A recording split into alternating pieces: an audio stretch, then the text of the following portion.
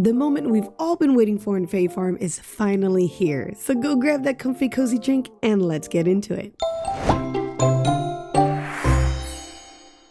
Hey guys, welcome to Jademist Gaming, Jademist here, and welcome to another Fae Farm video where today we're going to be talking about something amazing. We're going to be going over the brand new spring update patch notes, the patch notes 2.2.0. Now it's no lie and it's no secret that the #1 complaint of Fae Farm is the length of days in the game. We are now finally going to have longer days. So instead of 18 minutes per day, we're going to be receiving 36 minutes per day. A new double day length option has been added to the gameplay tab of the settings screen based on all of our feedback that we have been constantly saying since this game came out. Once you've activated this option, the world clock will move forward at half the normal speed, and you're going to see a little snail icon appear in the clock section of the UI so that you know that you are in the less speed. Multiplayer, this is also going to work as well. It's going to affect all players, and the host is the one that will control it. So no more fast days. You can still move on a fast pace if you were enjoying the fast pace, or you can change it back in your settings. This is going to be such a game changer, and I honestly think it's going to bring back so many people to play Fae Farm. Now, this isn't the only change in the game that's coming on Thursday. We have some new features coming in. A new feature has been added to the game that allows players to, well, put stuff on other stuff.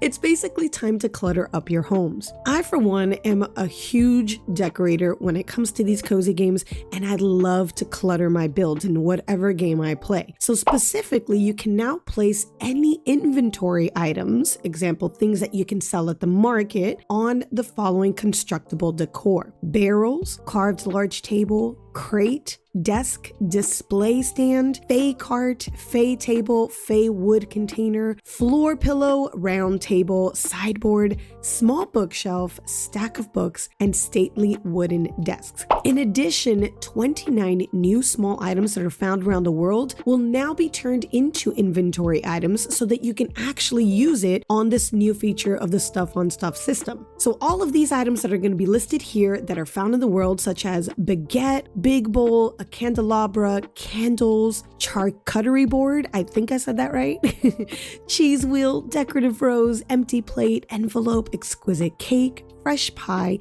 fruit bowl, glass vase, globe, magnifying glass, mortar and pestle, open book, pan, pasta maker, potion bottle, rounded vase, a stew pot, top bottle, tea mug, wash bowl, watering can, wine glass, wooden stein, and wrapped gift. So all of these items are now going to be craftable in the decoration table. And then once you've used the decoration table to craft these items, they'll go into your inventory, which will then be able to be used on all of the stuff that I mentioned before. This is an amazing change. It may seem like a small change, but it's a game changer in my opinion. In addition to these two great changes, we have some new free cosmetics coming to the game. A number of new cosmetic items have been added to the game for all players. We don't know what they are yet, but we are expected to get new cosmetics. And also a number of new customization options have also been added to the character creator, free and unlocked immediately for all players. I am so excited to see what kind of customization features we're going to get. Are we going to get new hairstyles? Are we going to be able to change the color of the hair pieces to match our outfits? I don't know, but I am so excited to see what is in store for us. Now, moving on into the gameplay features, we have a bunch of new changes that are coming in as well,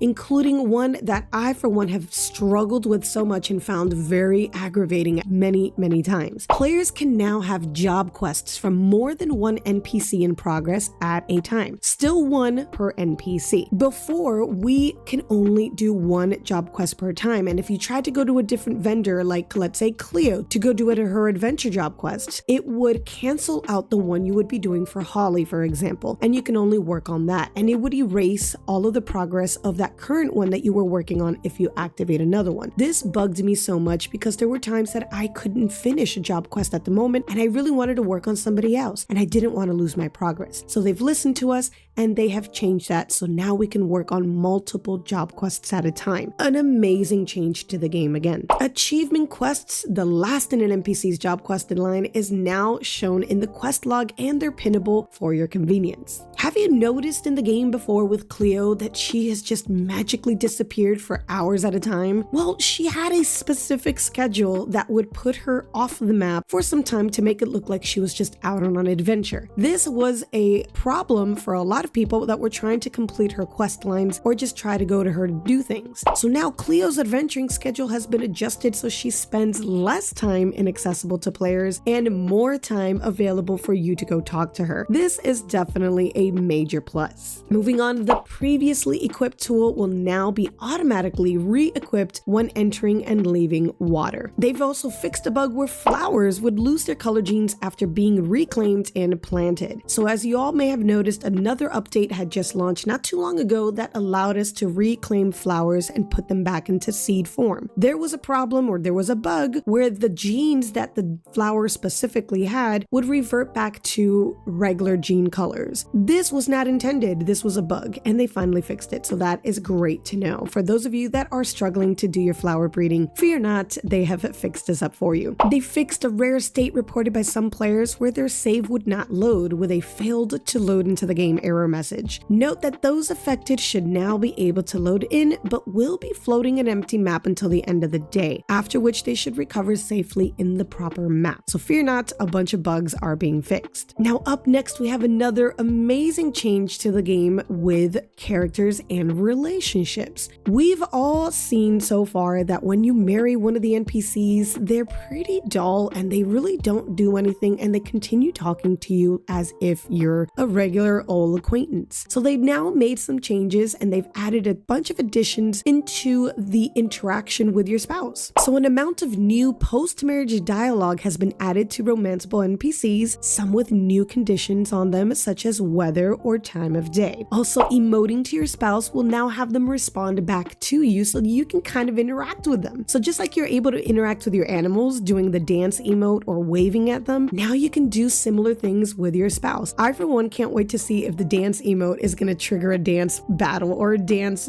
whole entire effect with your spouse. How adorable would that be? Also, when your spouse is at part of their daily schedule, when they're just around the farm, sitting in the cozy area near your home, they will now come and sit with you. So no more sitting apart in different logs. You can actually be with your spouse. I think that is great. We're finally going to have a little bit more of a feel that you are actually married. Additionally, they fixed a case where players could get stuck, unable to progress the relationship and unable to propose after the last date in a chain. A lot of players that I've noticed were complaining they were not able to progress or even get married to the intended NPC they wanted to marry. So this is great that they're working on all of these relationship issues. There's a bunch of different fixes here, so be sure to go and check out the patch notes for more details on any bug that you're receiving. Now, while this may not be a huge list like in the past where we've had at least 100 different changes, it's still probably one of the biggest updates because of the #1 feature that everybody has been requesting finally coming to the game. This again has been one of the biggest game changers of the game, and I for one am so excited to see how many of you are going to come back and play this game. I will be streaming the game more often now to showcase these updates,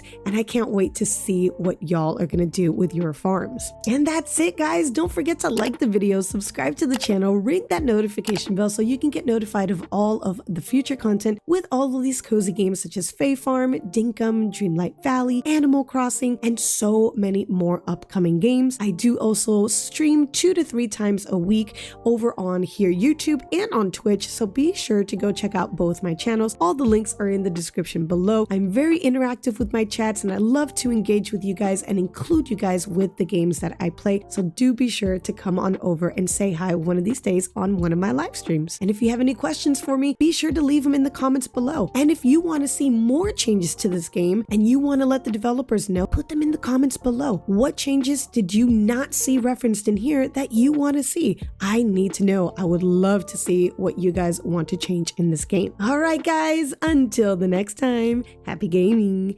Bye.